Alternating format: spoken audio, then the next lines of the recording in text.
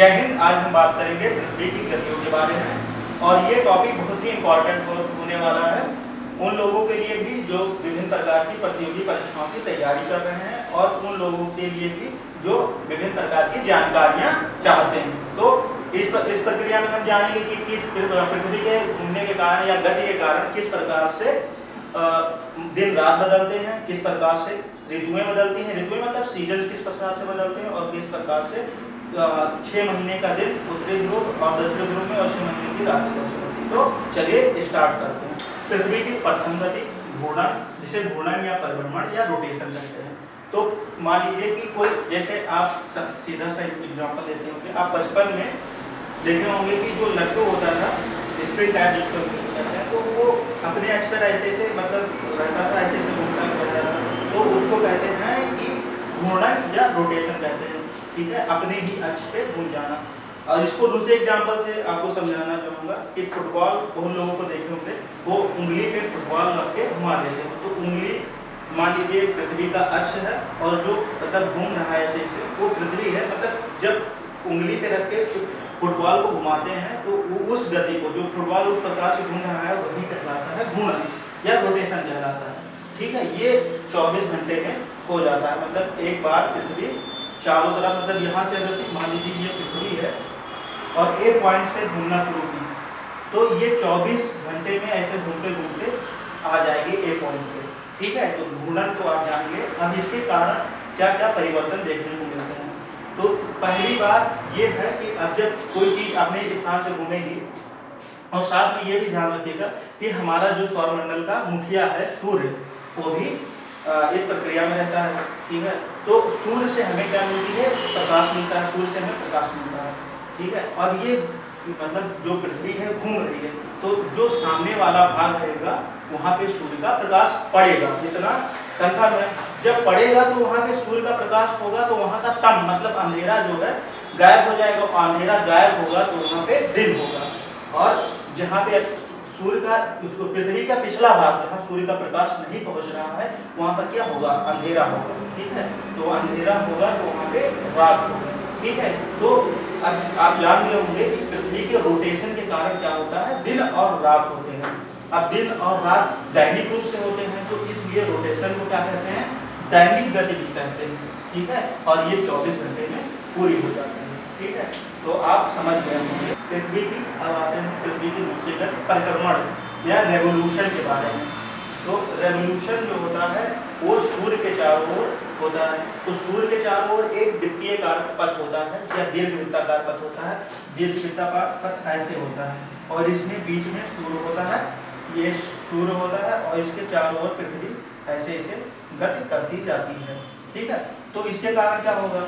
इसके कारण क्या होगा? इसके कारण हमारे ऋतुएं बदलेंगी, सीजन बदलेंगे। ठीक है, तो ये प्रक्रिया जो है ना 365 दिन और 6 घंटे में होती है।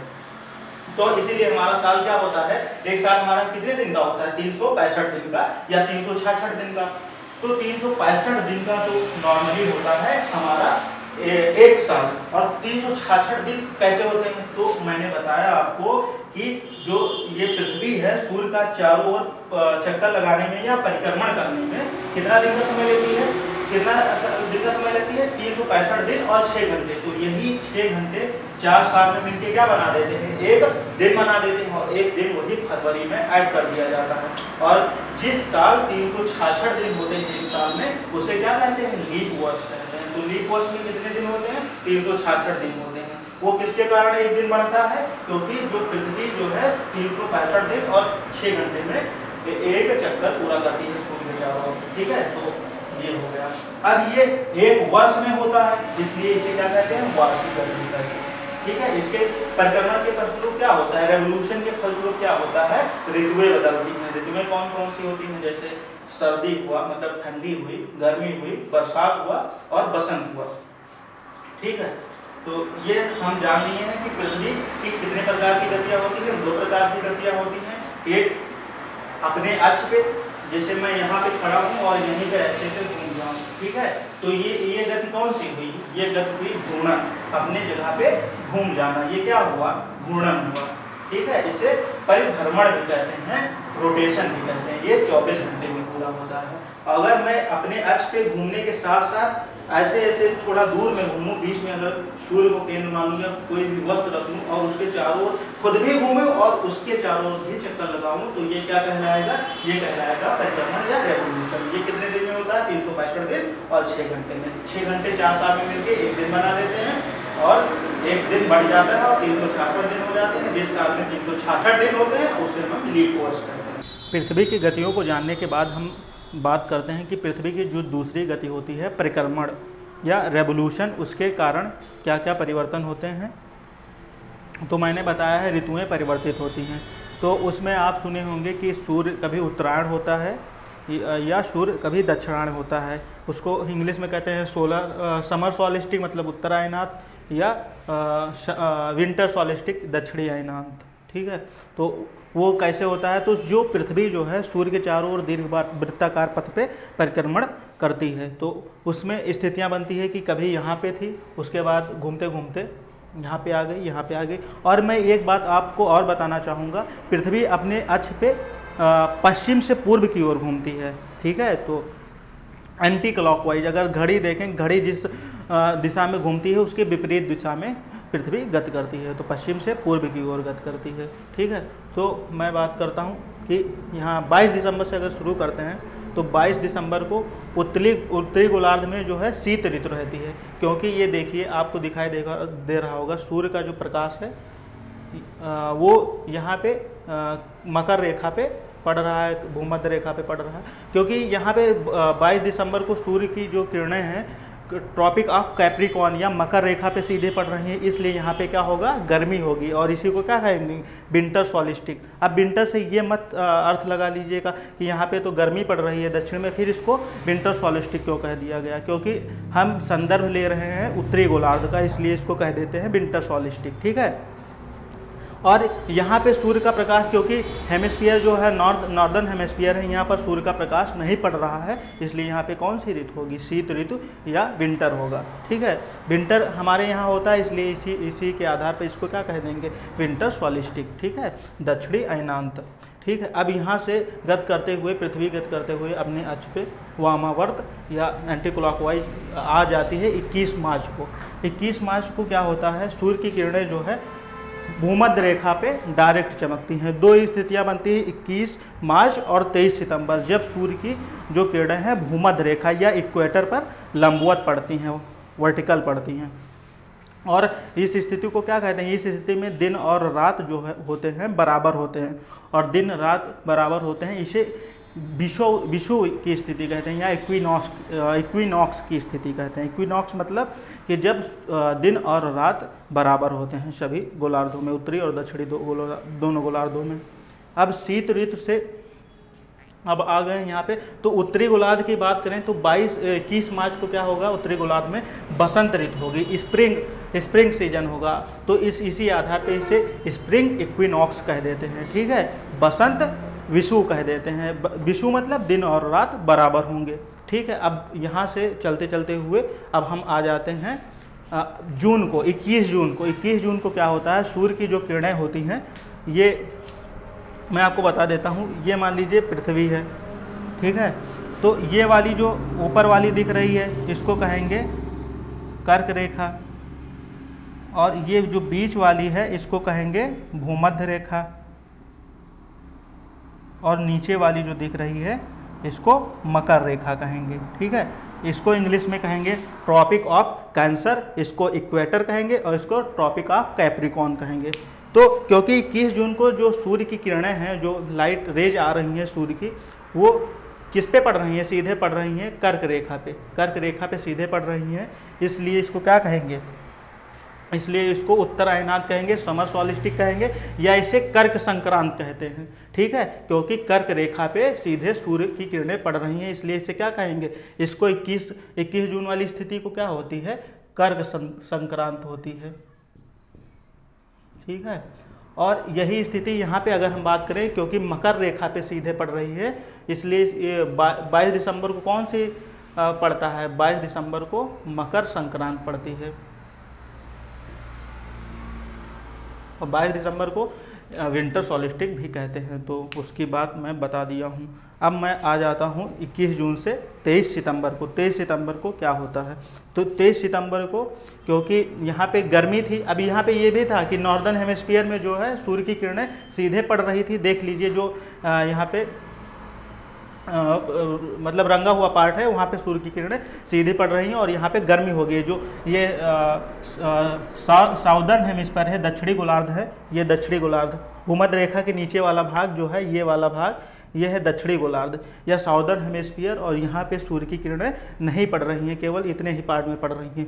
तो ज़्यादातर भाग जो है साउदर्न हेमिस्फीयर का क्या है, वहाँ पे सूर्य की प्रकाश नहीं पड़ रहा है, तो वहाँ पे क्या होगी, शीत ऋतु होगी। और जहाँ पे सूर्य का प्रकाश पड़ रहा होगा वहाँ पे क्या होगा, गर्मी होगी। ठीक है, तो अब यहाँ पे आ जाते हैं 23 सितंबर को। 23 सितंबर को क्या होगा, सूर्य की किरणें क्या होगी, विषुवत रेखा, विषुवत रेखा मतलब इक्वेटर पे सीधे चमकेंगी और ये भी क्या बन जाएगा, इक्विनॉक्स की स्थिति बन जाएगी। और क्योंकि यहाँ पे शरद ऋतु है, ठीक है, शरद ऋतु है, गर्मी के मतलब गर्मी के बाद क्या आता है, गर्मी के बाद सीधा शरद आता है ना, शरद के बाद सर्दी आती है।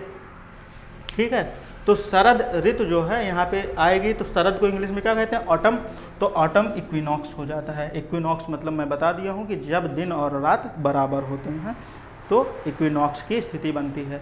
अब बात कर लेते हैं कि किस प्रकार से उत्तरी ध्रुव और दक्षिणी ध्रुव, जिसको उत्तरी ध्रुव को क्या कहते हैं, आर्कटिक वृत्त, और दक्षिणी ध्रुव को क्या कहते हैं, अंटार्कटिक वृत्त। तो आर्कटिक वृत्त और अंटार्कटिक वृत्त पर कैसे 6 महीने के दिन और 6 महीने की रातें होती हैं, आप लोग जानते होंगे। अब मैं बता दिया हूँ, क्योंकि जो, हाँ ये मैं बता नहीं आपको, ये बता देता हूँ, जो ये लाइन खींची है ये पृथ्वी का झुकाव है। ये पृथ्वी कितने अंश झुकी हुई है, 23.5 डिग्री, 23.5 डिग्री अपने अक्ष से झुकी हुई है। ठीक है, अब जब झुकी हुई है तो जब जब पृथ्वी ऐसे गति करती है पश्चिम से पूर्व की ओर, तो सूर्य के सापेक्ष में पृथ्वी की गतियाँ बदलती रहती हैं। तो जब 21 मार्च जो आता है, तो 21 मार्च में जो दक्षिणी जो वृत्त है, अंटार्कटिक वृत्त, यहाँ पे सूर्य का प्रकाश नहीं पड़ता है और यहाँ पे सूर्य उदित हो जाता है। यहाँ पे सूर्य, क्योंकि यहाँ से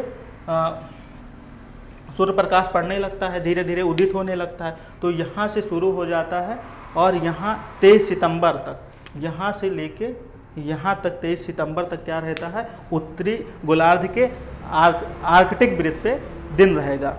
ठीक है, पृथ्वी चाहे जिस तरह से गति करेगी इस तरह से, तो ये यहाँ पे तो दिन रात बदलेंगे, दिन रात होंगे, मगर यहाँ पे क्या होगा, यहाँ पे हमेशा दिन रहेगा और दक्षिणी गोलार्ध के दक्षिणी वृत्त पे हमेशा रात होगी। ठीक है, तो 21 मार्च से शुरू होगा और क्या कहाँ पे ख़त्म होगा, 23 सितंबर पे।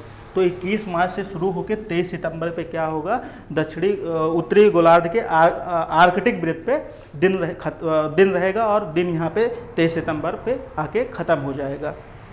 अब क्या होगा, अब यहाँ की स्थिति क्या होगी, अब देखो यहाँ पे शरद ऋतु आ गया है। अब यहाँ पे धीरे धीरे यहाँ पे जो दक्षिणी वृत्त है, दक्षिणी वृत्त जिसे हम क्या कहते हैं, अंटार्कटिक वृत्त, और यहाँ पे क्या होगा, सूर्य उदित होगा और यहाँ पे 24 सितंबर से उदित होगा और कितने तक जाएगा, 20 मार्च तक जाएगा। और क्या इस स्थिति में क्या होगा, जो उत्तरी गोलार्ध का आर्कटिक वृत्त है वहाँ पे सूर्य क्या होगा, सूर्य नहीं दिखाई देगा, वहाँ पे 6 महीने की रातें होंगी। तो उम्मीद करता हूँ कि ये जो है आपको समझ में आ गया होगा कि मतलब 6 महीने का दिन और 6 महीने की रातें क्यों होती हैं, क्योंकि सूर्य पृथ्वी अपने अक्ष पे कितने अंश के झुकी हुई है, 23.5 डिग्री।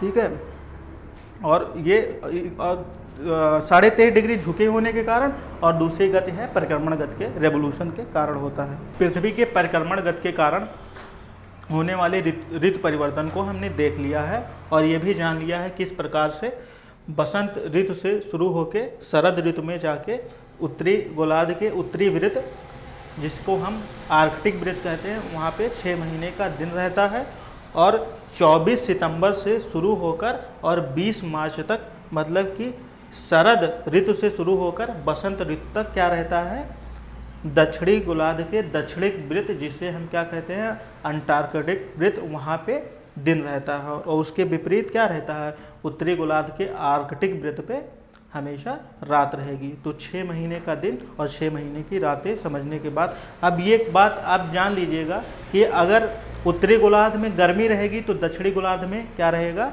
सर्दी रहेगी। अगर अब ये देखिए, उत्तरी गोलार्ध में अगर बसंत है, स्प्रिंग है, तो दक्षिणी गोलार्ध में क्या रहेगी, शरद रहेगी, ऑटम रहेगी।